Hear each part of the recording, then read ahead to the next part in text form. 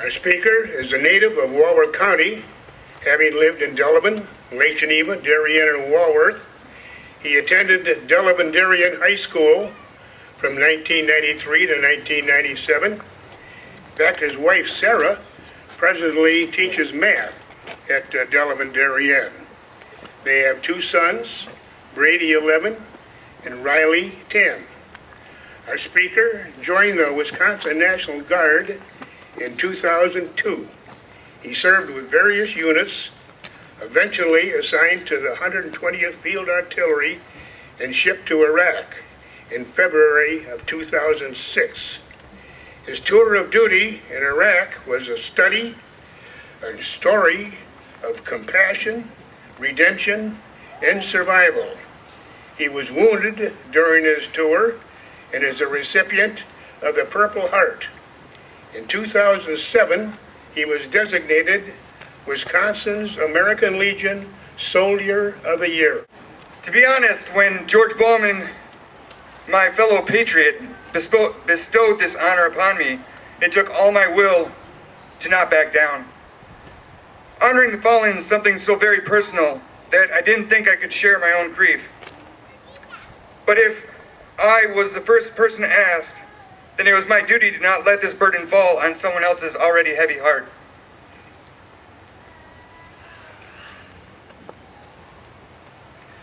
There have been 1.6 million U.S. soldiers that have served in the combat theater in the Middle East since 2001. That is 0.5% of the current U.S. population. If you compare that to the 2% of the populace that served in Vietnam, or the 12% that fought in World War II, this seems to be a minor incident. As of March 17, 2008, there have been over 4,000 United States fatalities from Operation Iraqi Freedom, with approximately 74 of them officially declared Wisconsin's sons and daughters. Now, I stand up here and throw out these numbers, and you, my friends, my neighbors, either reacted with a sorrowful sigh or a desensitized disdain. And if you did so react, it's not your fault. It's hard to feel grief, compassion, anger for over a 5-year period of time. It's hard to feel anything at all when only numbers are flashed across the screen or spoken from a podium. Numbers are not faces. Numbers are not people. Numbers are not names of loved ones. Names of my comrades can fall from my lips like tears from my own eyes.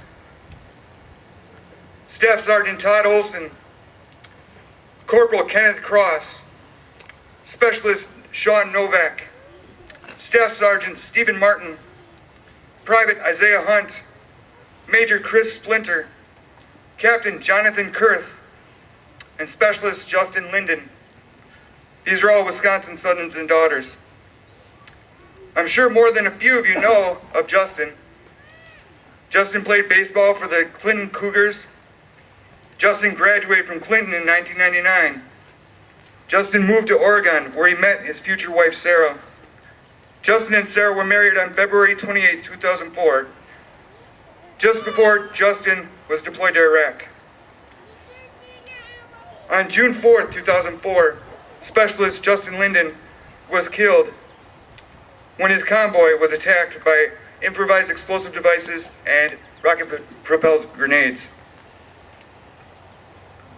I have never seen so much loss and so much pride fill a man that it does with Wayne Linden, Justin's father.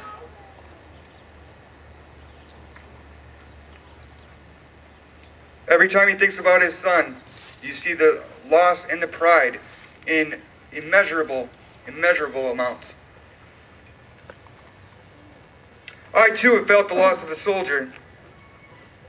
Losing this soldier has affected my life in ways that I still have yet to fully understand. This soldier was not my son. No, God willing, never that. And it was not during combat with an enemy. The soldier was my father by my birth and my brother through our service and our love of our country. While Dan Hubbard was attending Elkhorn High School, his cousin and friend since childhood, Michael Stofflet was engaging democracy's enemy in Vietnam. On November 1st, 1966, my father's cousin was killed by small arms fire. Private First Class Michael Stofflet's name can be found on panel 12E, line 8 of the Vietnam Memorial Wall in Washington, D.C. My great cousin was the third Walworth County resident to die in Vietnam and the first of Elkhorn's sons. My father could not cope with his friend's demise. He tried to attend college, but I believe my father could not shake the feeling of, if only I was there, if only I could do something. My father, Dan Hubbard, enlisted in 1969 and was quickly sent into the war zone. The things he saw there I shall not repeat for you this morning. The atrocities and inhumanity was widespread. My father saw combat, some of which I cannot attest. And when he came home, he was physically and mentally disabled. Now my father's had an entirely different war thrust upon him upon his return home. A war for recognition and compassion. A war fought against and for the country in which he so loved. He was denied a Purple Heart. He was denied his dignity. He was denied a clean conscience. By the time I turned 14, my father had given up his battles. On February 11, 1992, Dan Hubbard, my father, died. Nameless, faceless, another statistic of the Vietnam era. Another number.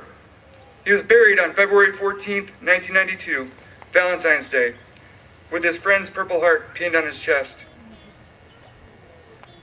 I, Raymond Dan Hubbard, ask you, my friends, my neighbors, to accept my apologies. I cried your pardon. I beg you for forgiveness, for I have forgotten the face of my father. When I was 14 and I had taken up smoking, I had forgotten the face of my father. When I was 16 and started to drink heavily, I had forgotten the face of my father. When I was 17 and dropped out of high school, I had forgotten the face of my father. During my graduation from basic training at the age of 24, I felt a hand clasp my shoulder. I looked up into my father's proud eyes and wept quietly in formation. Prior to my deployment training, I chose a picture taken of my father while he was in service to his country in Vietnam. I attached it to my bunk so he could always watch over me during my tour. On July 4th, 2006, our nation's Independence Day, when a large, self-propelled rocket detonated mere meters away from me, I saw my father's face again, fighting to keep me alive. My friends, my neighbors, only through our perseverance and never forgetting will we get through this difficult times ahead. Only through our humility and never forgetting will we make them who have served feel our gratitude. Only through our unity and never forgetting will we honor the fallen. My name is Sergeant Raymond Hubbard, and I will never forget the face of my brothers. Thank you.